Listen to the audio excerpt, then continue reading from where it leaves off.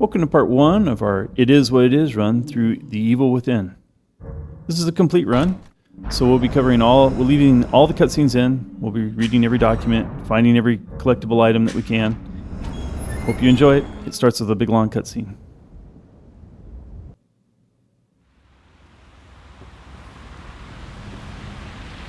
All units, 1199, expedite cover code 3, Beacon Mental Hospital. 184 copy, code 3, ETA 3 minutes. Copy 184. Sorry, detectives. I know you're just coming off a case, but I'm afraid we're gonna have to make a detour. Sounds serious. Is it a riot? A call went out just before I picked you up. Said it was multiple homicides. Half a dozen units already on scene. 131, please advise. Hey, maybe it's the ghost of that doctor who went schizo and chopped up all those patients. That's not what happened. Some patients disappeared. Some kind of scandal? Still, gives you the creeps, doesn't it? 127, 124, please respond. Joseph, you think there's a connection? It's a possibility. I believe the records were sealed. Anyone on scene, respond. Dispatch, this is Detective Castellanos in 184. What's the situation? Over. 184, be advised. Some problem reaching out on the Beacon Memorial. Is there any... God damn it! Jesus!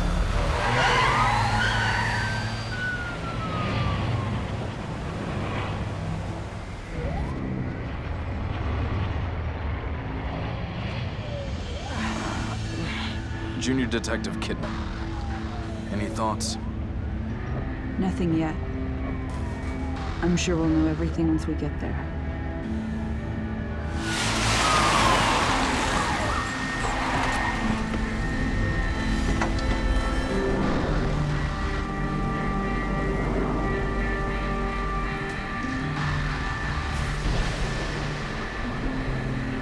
For those that have been following our channel, you'll know that the first big video, or the first big set of videos that we posted, the game was Resident Evil Village. What do you make of it? Connolly, contact dispatch and let them know what's happening. Joseph, Kidman, you're with me. We're gonna have a look around. Right. The Resident Evil franchise was started by Shinji Mikami. Hope I said that right. I'm only going to try it that once. So, at the time that this was released in 2014, he had just watched the release of Resident Evil 4, then Resident Evil 5, and then Resident Evil Revelations. And if you've played those games, you know that the shift from the original 3 trilogy of Resident Evil shifted an awful lot from horror to action. And he was dismayed by the way that the horror genre, the horror survival genre, was going in gaming, and he wanted to make a big statement. And so Smells like blood. he pretty much single-handedly pushed to have Stay this sharp. game created. And it is everything that he thinks We're a gonna check it horror out. Don't let anyone else through this door. survival I can be game an should extra be. set of eyes. We don't And know what's then happening you will here. see a vast You're our difference, backup. even between this and the Resident Evil Village game. The horror is amped up. The gore, the blood, just the pure terrifying sense of walking through it. I'm sure I'm not going to be able to convey how scary and terrifying this game was when you first play it. Only because you're seeing me play it after I've completed almost all of the achievements. I have only a few achievements left to complete. Someone alive in here. This particular playthrough is an achievement called It Is What It Is. Are you And injured? only slightly What over happened 2% of the players on Steam complete this achievement. Real. Impossible. Ruvik is... I've got him. The security cameras might tell us something.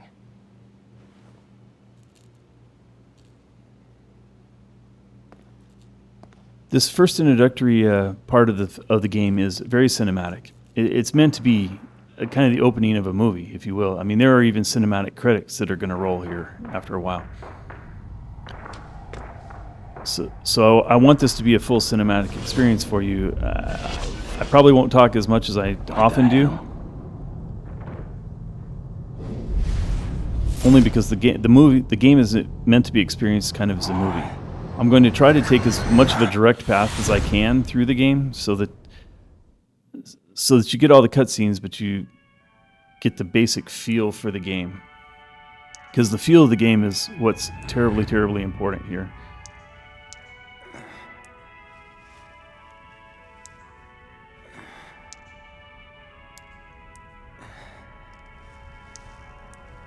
I was talking about this run it is what it is the achievement. And in that achievement, you cannot upgrade your weapons, you cannot upgrade your character. And so you saw when we started the run, we started it with a new game, not a new game plus. Even though we've already finished the game on most other difficulties, you can't start from a new game plus because you will have upgraded your character. So you need to start from fresh, and you need to never use the mechanisms for upgrading your character.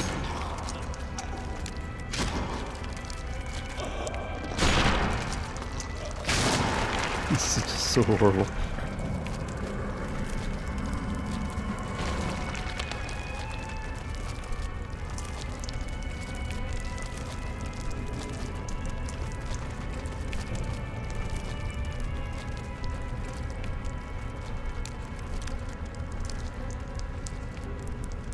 As we try to get that knife, I'll talk a little bit more about what the limitations of that not being able to upgrade your character means and what not upgrading your weapons means.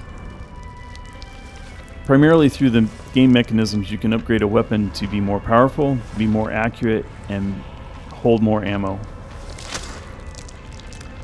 All of those come into play here. You'll see times when I have the reticle square on somebody's head, pull the trigger, and it misses. That's the accuracy. The weapons have this inherent kind of cone, if you will, of where the actual shot will go. And if you're off a few degrees at any moderate distance, you can miss, even though the reticle's right on the target. The power becomes an issue later as you play. Now, when the game first starts, you would be starting from the same place you would normally be starting. So the characters, the foes are at the same level, if you will, as your weapons and you yourself. So they move about your speed, and they can take about the same amount of damage that you would expect them to take before they will die. As the game progresses, the game expects you to be upgrading your weapons. And so as the game progresses into harder and harder foes, even some of the standard foes just become harder. And you'll see it goes from taking 1 shot to 2 shots to 3 shots to 4 shots to kill something. Even shotgun blasts stop killing things on 1 blast. So the power comes in, it just increases and amps up as the time progresses. The accuracy is right there from the beginning, though it becomes a bigger issue when you need to shoot things that are farther away from you. You can't wait for them to get closer to you. The ammunition becomes a real problem, because you wind up leaving tons of ammunition laying around and wondering why, Sebastian's yelling, "I'm out of ammo, I'm out of ammo." It's like, well, you left 50 bullets in the last room because you couldn't carry them. So, not being able to upgrade Sebastian means he runs slower. He has less health. He's not as quiet. Everything about his character is the character that you're seeing right here in this big opening scenes.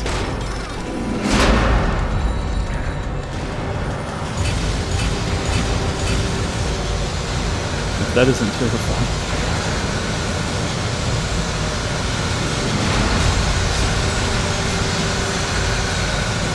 For those of you that have played the original 3 Resident Evil games, maybe the remakes, 1, 2, and 3 were all remade, and Resident Evil 0 was added. You'll recognize some of the cinematography, basically, of we don't go all the way back to a fixed camera perspective that we're in Resident Evil 0 and Resident Evil 1. We do the over-the-shoulder third-person view, as with the remake of Resident Evil 3. I guess the original series didn't have an over-the-shoulder view until Resident Evil 4, but when they remade them, they remade 2 and 3 both with over-the-shoulder third-person views as well. I promise I'm not going to just keep comparing this to Resident Evil through the whole thing, but I think it's important to understand who made the game, why he made the game, and why the game is what it is. And for those of you that played the original Resident Evils, you'll feel an awful lot of that same terror that you felt the first time you played that. But it's amped up because it's 2014 when this is being released, It's being released on PC and PlayStations 4 and 5s. It's not being released on, you know, your Atari. Well, I guess I guess they were still PlayStations, but like PlayStation 1, PlayStation 2, the graphics are much cleaner, much larger, much more vibrant. So all of that leads to a much more realistic and a much more terrifying experience.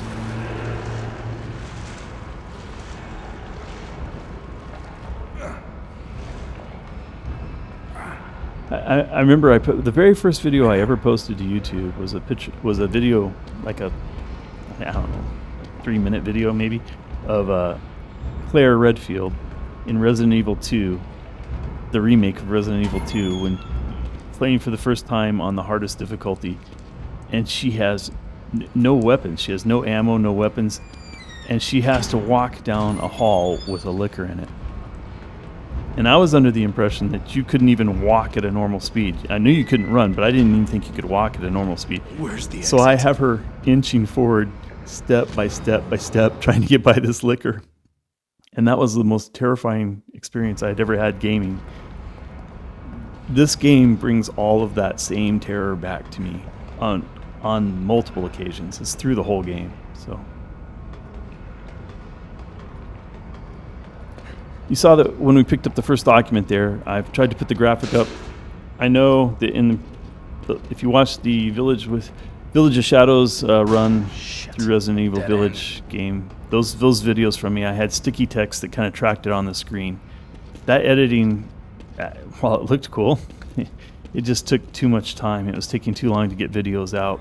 So here I've shifted to more kind of the up in the left-hand corner, show you the current count, and update the count as he picks up the document or does whatever it is he needs to do for the count to increase. Also, if you look in the descriptions, you will see that we're tracking, not only are we trying to get the It Is What It Is achievement, but we're also tracking the Every Nook and Cranny achievement, as well as the Master of Unlocking achievement. And so to get every nook and cranny, you have to find every collectible within the game. That includes 16 documents, 16 personal documents. I can't remember all the numbers, but posters, missing persons posters, audio tapes, and map fragments. There's a couple of things that we can't quite complete on a run. On a new game run, you can't complete the every nook and cranny on a single new game run, because one of the missing persons posters that you need to find is you can only find it in a new game plus. So that'll be added as a bonus segment after we finish this run. I'll add a segment that shows you the results of what we did. So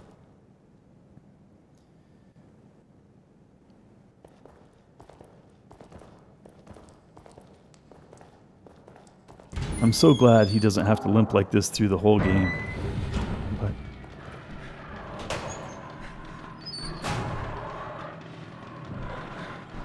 first time I got to this point, I was still running around like a madman trying to figure out where I was supposed to go. And you just need to get in this locker.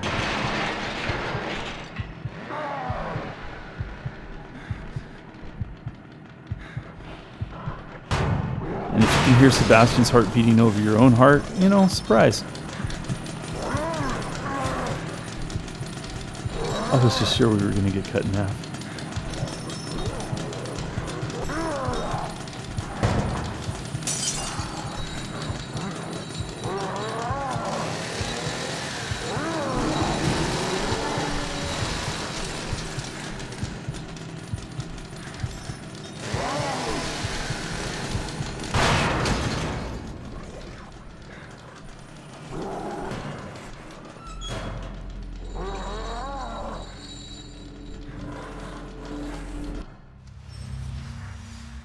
I left all the Timson clues and come in. There's a whole. The first time we played the game, it took us, hours to even get through this part. Not because it's so particularly hard, but because we just didn't know what to do. You can go down the hall over there. There's 100 different ways probably through this, but there's a whole nother hallway over there with other lockers to hide in. more bottles to throw. There's boxes to get out of him to get out of the way. This is just the method that we found that worked the best. So while I say I'm trying to give you the full experience, the full terror experience of the game, understand that I'm going to take a path that's going to work. Okay, because I've already taken all the paths that don't work. I promise you, I've already taken all those paths. I will take a few of them again here, I'm sure, but there are many more paths that don't work than there are paths that do work. And the game is completely unforgiving. If you take a path that doesn't work, it will not work, and you will get to watch Sebastian die in any number of horrible ways.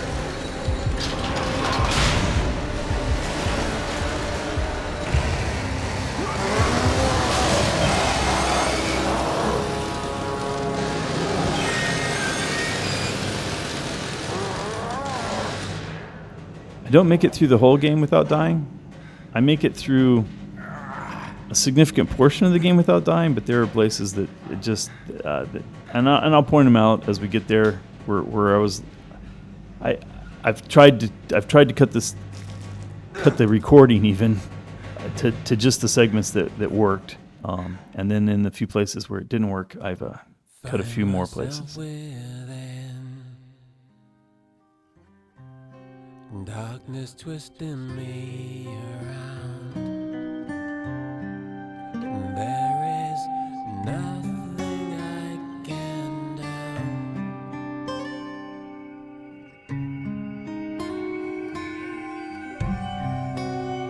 And this world doesn't spin, it just turns itself around and around.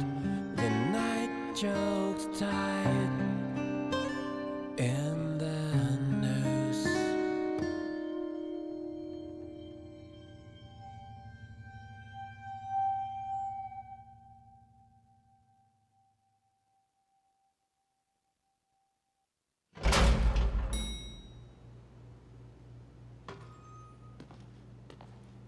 Now, obviously, since the difficulty of the challenge is quite extreme, I mean, fewer people complete this challenge than completing the game on the hardest difficulty, the Akamu Nightmare difficulty that unlocks after you complete it on survival.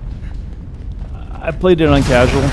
I'm sure there are people that can play it on standard, but really, this was meant to play on casual, to make casual a real challenge, to make it a real thing, to try to get through the game, even on casual mode, if you can't upgrade.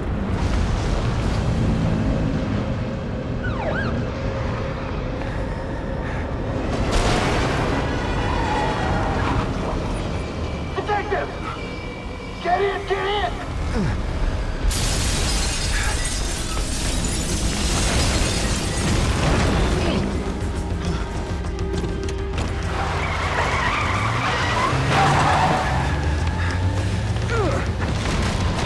So if you're confused about what's going on, don't worry. Everybody is. Nobody knows what's going on.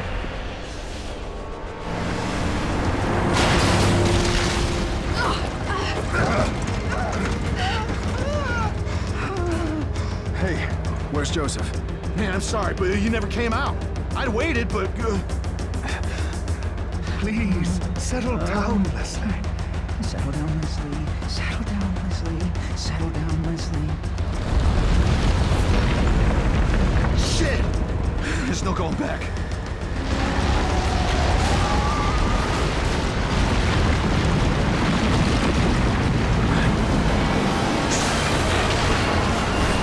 Alright, so this rather exciting car chase showdown here is going to happen.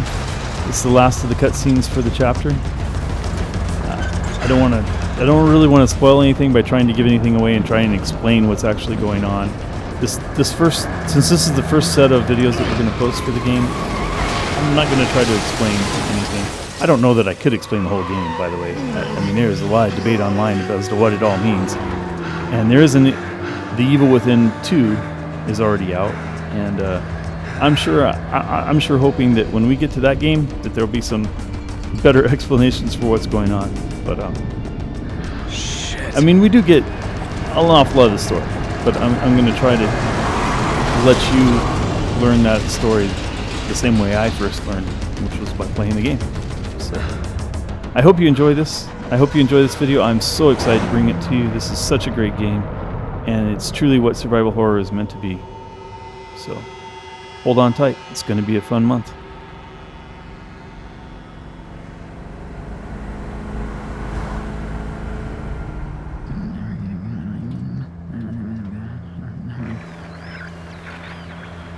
Damn it. Are we cut off from everyone? Everyone must be dead. Everyone all right back there? Just a few bumps. We're fine. Fine. Fine. Fine. We will be once we're far away. Fine. A little further and we'll be fine. Fine. Fine. Fine. Fine. Fine. Fine. Fine. Fall! Fall!